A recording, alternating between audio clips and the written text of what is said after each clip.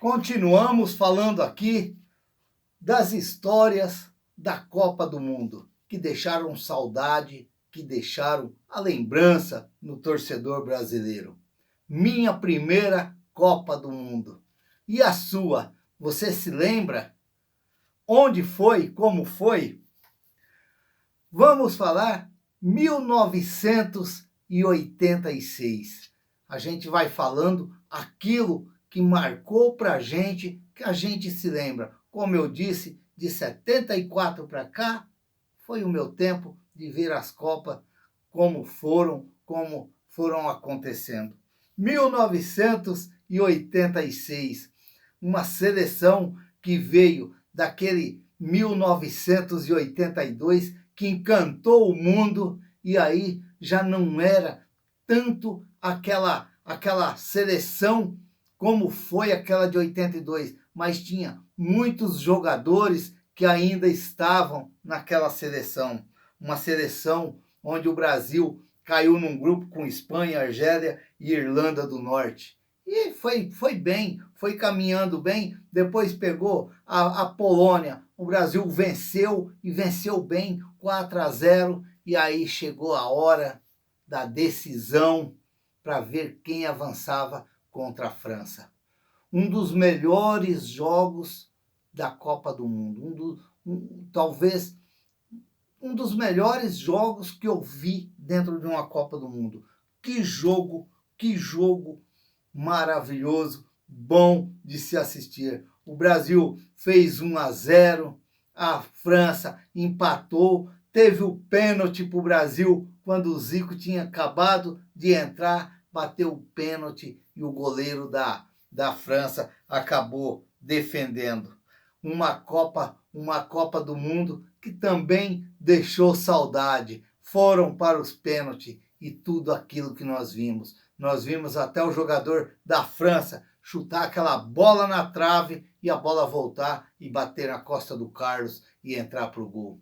Muito complicado aquele dia. Um dia triste também, aquela tarde triste, porque eu estava dentro de uma firma trabalhando e a gente, na época, parava para ver os jogos, como param hoje, mas a gente parava dentro da firma mesmo, tinha televisão ali nos refeitórios ali, e no refeitório, e a gente ali acompanhava os jogos no meio da galera. Era até interessante, era até legal. O duro era voltar a trabalhar depois daquela derrota, daquela triste derrota naquela tarde do dia 21 de junho de 1986. Uma geração que foi se encerrando ali, Zico, Sócrates, até o próprio Platini, Gerese, o Tiganá, jogadores que ficaram conhecidos pela torcida brasileira, porque não foi fácil ver aquele jogo naquele dia, porque foi um jogo espetacular, onde o Brasil teve muitas chances de fazer o gol, mas a bola insistia não entrar. E aí chegou no final, acabou dando a França aquela triste tarde daquele dia 21 de junho de 1986. Depois fomos para a Copa de 1990. 1990. Lá na Itália, um jogo difícil contra a Argentina, um jogo naquela tarde que foi no dia 24 de junho de 1990. A seleção de Sebastião Lazzaroni, uma seleção que era até criticada. O Brasil não era tão acreditado naquela Copa do Mundo, mas os torcedores faziam por si a dar força para aquela seleção e fazer aquela seleção jogar bola. O Lazzaroni, que às vezes inventava algumas coisas dentro da seleção, tinha o Bismarck, que na época foi convocado, que era do Vasco, e quem não se lembra da ligação do Lazzaroni com o Vasco, e aí foi se acumulando esses problemas, e aí aconteceu a água benta durante o jogo, Segundo o Maradona, deram uma aguinha benta lá para os jogadores do Brasil. Teve uns jogadores que ficou meio zons lá.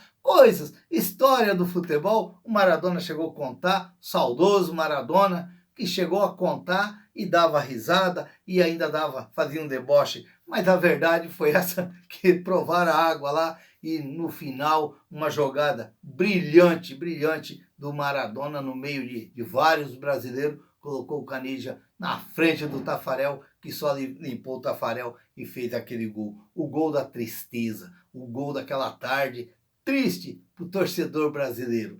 Triste para o torcedor brasileiro.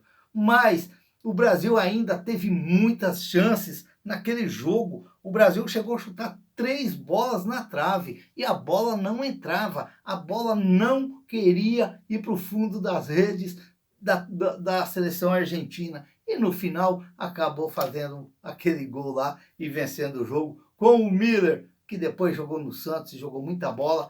Acabou perdendo um gol já no final do jogo, que seria o gol de empate, talvez levaria levaria para os pênaltis, mas também não ia adiantar nada, porque era perigoso chutar mais 3 na trave também e a bola não entrar. Aí foi aquela seleção, a seleção da crítica, muitos jogadores ali criticados naquela seleção ali. Tinha Mauro Galvão, Tafarel, Dunga que era muito criticado, Careca, Miller, Silas, Bebeto, Romário, Alemão, Bismarck. Olha, tinha muitos jogadores e acabaram muitos deles se consagrando em 1994.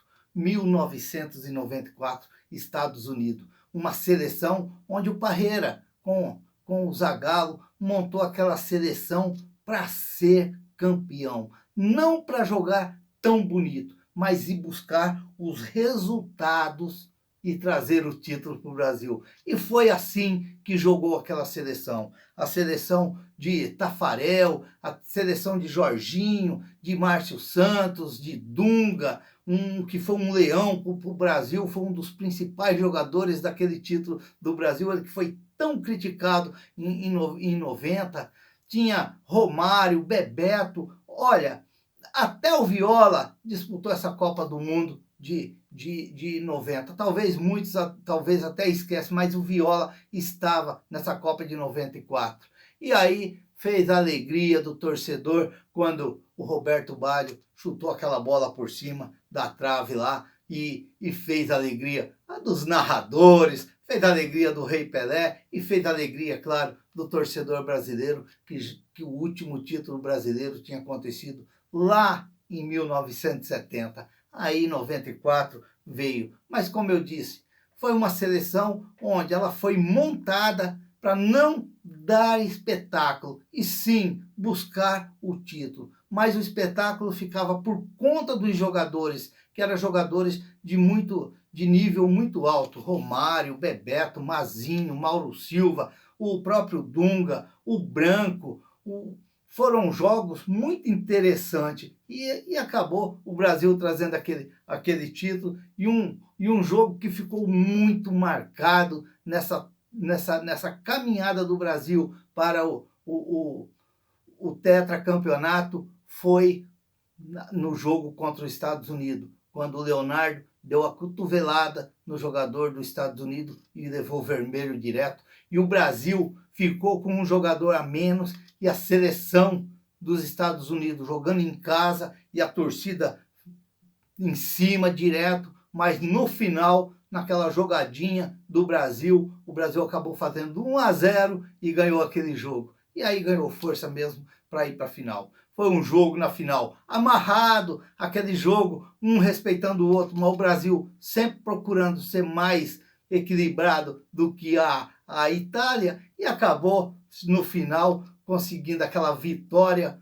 maiúscula nos pênaltis, que serve de emoção até hoje quando a gente ouve. Aí a narração, principalmente do Galvão Bueno, o Pelé pulando, gritando de alegria. É muito interessante, muito legal a gente lembrar esse tempo que ficou para trás, o tempo da saudade, o tempo da lembrança. É muito bom a gente lembrar, principalmente quando fala de seleção brasileira, porque é como eu digo, deixou saudade, deixou saudade. Aqueles jogadores que passaram, hoje já é outros jogadores, jogadores que a gente lembra, que a gente às vezes gostavam muito, outros eram criticados, mas faz parte do futebol.